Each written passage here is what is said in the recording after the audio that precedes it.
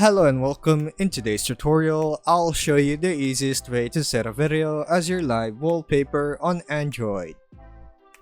To make this possible, you'll usually need to utilize some third-party apps. First, download a free app like Video Live Wallpaper Maker or Video Live Wallpaper from the Google Play Store.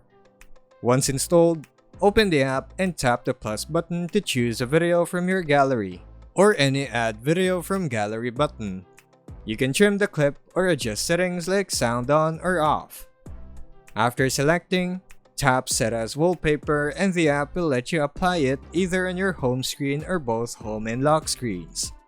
On some Android devices like Samsung, you can do this natively by going into Gallery, choosing a video, tapping the three-dot menu and selecting Set as Wallpaper.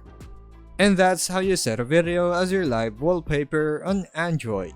Thanks for watching.